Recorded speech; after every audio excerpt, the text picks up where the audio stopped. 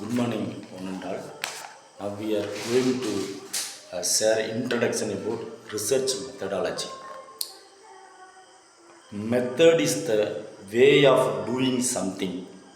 Method is a method is the way of doing something. Methodology is the science or study of a particular subject. Methodology is the science or study of a particular subject. The concept of the research methodology is much wider. The method a researcher follows in pursuing a research is research methodology. The method a researcher follows in pursuing a research is research methodology.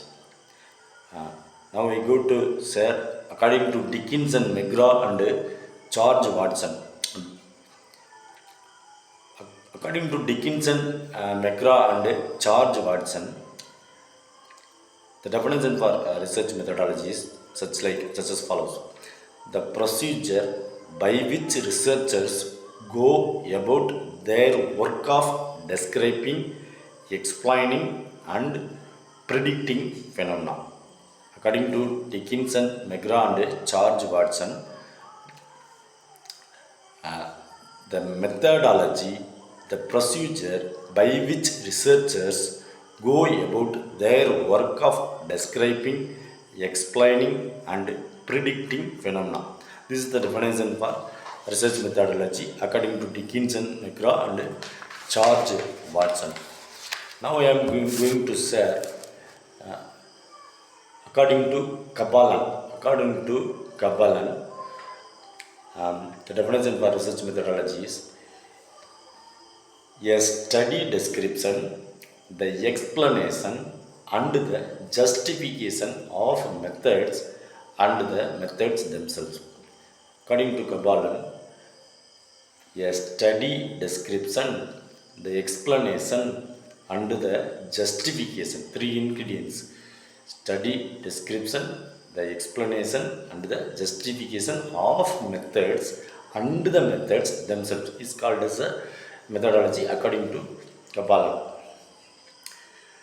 Likewise, Paul Dezing, according to Paul Dezing, the term method or mode of procedure implies the whole series of subject that a researcher follows in the process of making a contribution to a field of knowledge. According to B.A. Worley, list out the methodological implications of research as given follow. He has shared his knowledge as three ingredients for research methodology. According to B.A. Worley, number one, the discovery of the truth. The basic assumption of a legal researcher is that for practical purpose, the truth about things is knowable, that words can be used to convey meaning. According to B.A. Worley, let's out the methodological implications of research as given below. Number one is discovery of truth. First ingredient is discovery of truth. The basic assumption of a researcher is that for practical purposes, the truth about things is knowable, that words can be used to convey meaning. This is the discovery of the truth ingredient. Next, second ingredient is first-hand study. The best evidence is the first-hand study of authorities or experiment.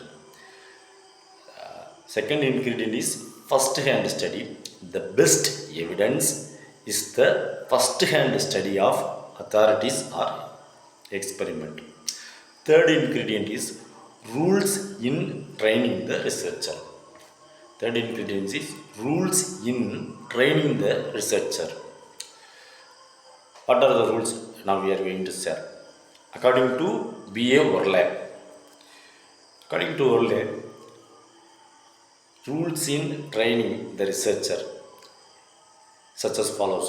Number one is What's, what is wanted is sound, publishable research and not unattainable perfection.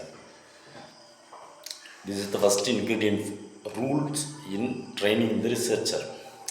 Number one is what is wanted is sound, publishable research, not unattainable perfection. Second rule is research involves honest and dispassionate investigation. Number three is third rule is no research candidate should be accepted by a faculty unless it has someone able and willing to supervise him and has adequate research materials. Third rule is no research candidate should be accepted by a faculty unless it has someone able and willing to supervise him and has adequate research materials. Likewise, fourth rule in training the researcher, research should not, of course, be confined to books, articles, treatises, statutes, and cases, but if necessary, experts should be sought out in the realms of law and related fields of finance and commerce and government for their experience. Then fourth rule, it is the best to let the candidate after he has expressed a general interest in a particular field and acquainted himself with it, suggest the topic.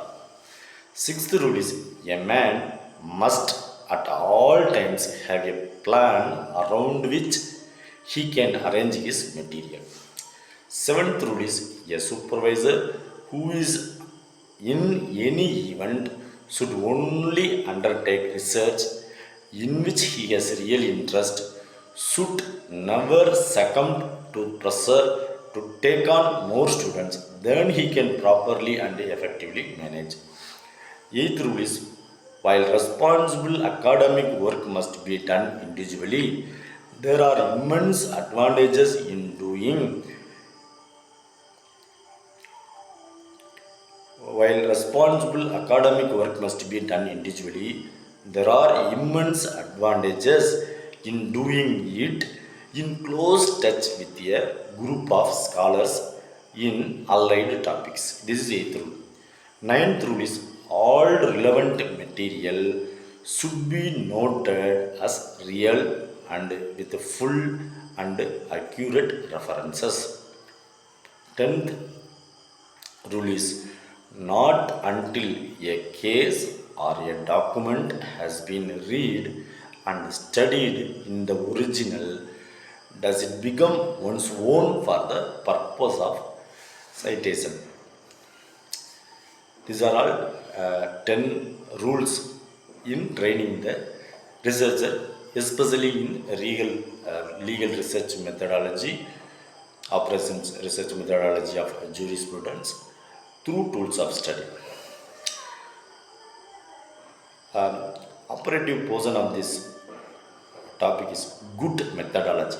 Good methodology is crucial if we are to get sound and useful results. Good methodology is crucial if we are to get sound and useful results, but it is only a means to an end rather than an end in itself. But it is only a means to an end rather than an end in itself.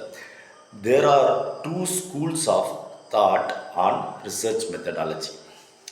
Number one is positivism. Number two is phenomenology, otherwise called as idealism. There are two schools of thought on research methodology. Number one is positivism. Number two is phenomenology or idealism. These are the introduction for the legal research methodology or operation research methodology for jurisprudence with the tools of study to do any research works. We share one by one in next sessions. We are all born to heal all the wounded hearts, all the wounded minds, and the wounded souls. Go ahead, rule your own arena. Have a nice day. Thank you.